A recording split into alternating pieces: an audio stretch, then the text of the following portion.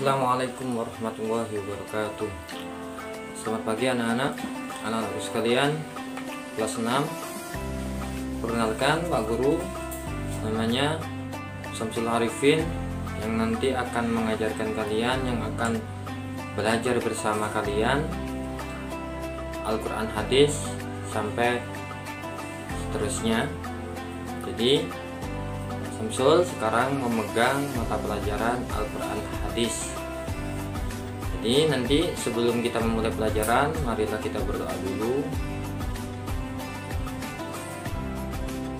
Berdoa dimulai.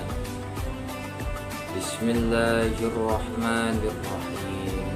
Raditu billahi rabban wa bil islami dina wa bi Muhammadin nabiyya wa rasulah. Rabbi zidni ilma warzuqni fahma. Amin ya rabbal alamin. Nawaitu ta'alluma li'ala'i kalimatillah. Terima kasih anak-anakku sekalian. Semoga dengan pembacaan doa tadi ilmu kita bisa bermanfaat dan apa yang nanti kita pelajari bisa masuk ke dalam pikiran kita dan bisa mengamalkan nantinya di kehidupan sehari-hari.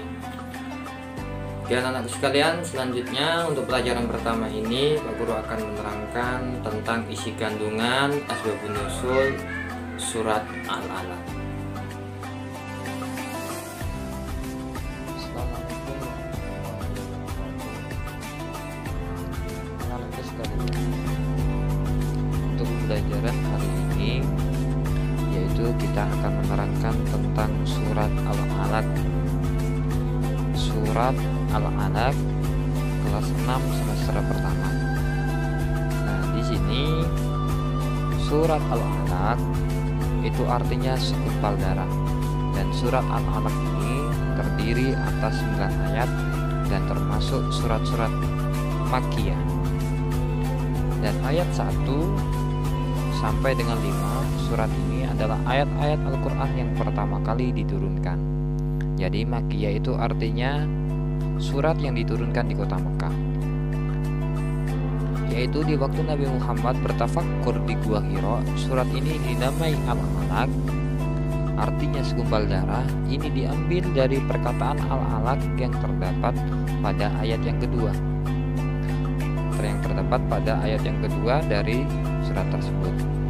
Nah, di sini surat Al-Alaq dari ayat 1 sampai ayat 5. Iqra bismi rabbikal ladzi khalaq, bacalah dengan menyebut nama Tuhanmu yang menciptakan. Khalaqal insana min 'alaq, Dia telah menciptakan manusia dari segumpal darah.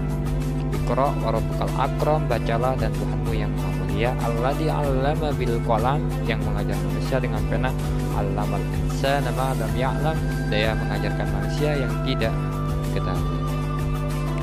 Asbabun nuzul dari surat Al-Alaq ini diriwayatkan oleh Sayyidina Aisyah radhiyallahu. Jadi wahyu itu ada kalanya melalui mimpi, tapi mimpi itu nyata. Dan juga ada yang berkhalwat atau meninggalkan keramaian dengan fokus untuk beribadah kepada Allah Subhanahu wa taala. Dan Nabi Muhammad di sini meninggalkan keramaian dan dia berada di Gua Hira menyendiri selama 40 hari sampai malaikat Jibril datang lalu menemui Nabi Muhammad SAW, lalu berkata malaikat Jibril kepada beliau, Iqra ya Muhammad, Iqra. Lalu Nabi Muhammad, la Iqra, saya tidak bisa membaca wahai Jibril. Lalu mengulanginya lagi sampai 3 kali, Iqra, Iqra. Tapi Nabi Muhammad tidak bisa untuk membaca. Nah, di sini diterangkan juga bahwasannya Sayyidah Khadijah, istri Nabi Muhammad SAW, itu selalu mengirim makanan kepada beliau ketika berada di Gua Hira. Dan di sini juga diterangkan bahwasannya ketika Nabi Muhammad mendapatkan wahyu yang pertama, Nabi Muhammad itu kaget dan juga dalam keadaan bingung, rasa takut. Sampai ketika Nabi Muhammad pulang,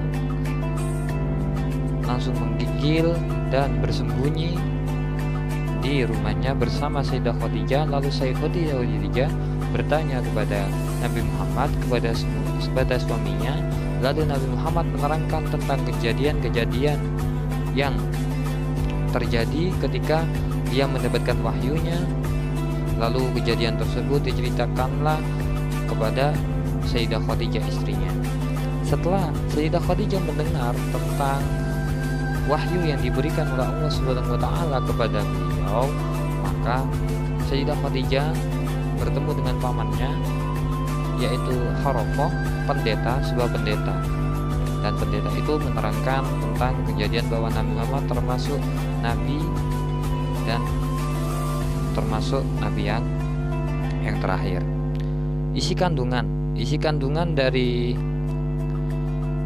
ayat yang pertama, Iqra bismi rabbikal ladzi khalaq, ia termasuk wahyu yang pertama, dan ini asal muasal Nabi Muhammad diangkat menjadi nabi dan juga menjadi tonggak perubahan peradaban dunia, yang mana dari dunia kedolalan ataupun kesesatan menjadi dunia kebenaran. Dan makanya dimulai dengan Iqra, membaca. Jadi ini yang menjadi perubahan kita sampai sekarang ini bisa di jalan yang lurus atas yang pertama yang diberikan oleh yang diturunkan wahyu yang pertama yang berbunyi tentang Iqra, menjadi tonggak perubahan dunia.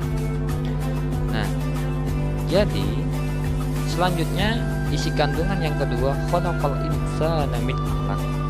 Khalaqal insan, bahwa manusia itu tercipta dari segumpal daging. Maksudnya asal muasal manusia itu adalah penciptaan manusia. Isi kandungan yang kedua ini bahwasanya yang pertama penciptaan manusia, yang nomor dua sebaik-baiknya ciptaan. Maksudnya apa? Diberikan akal pikiran, perasaan, dan petunjuk agama.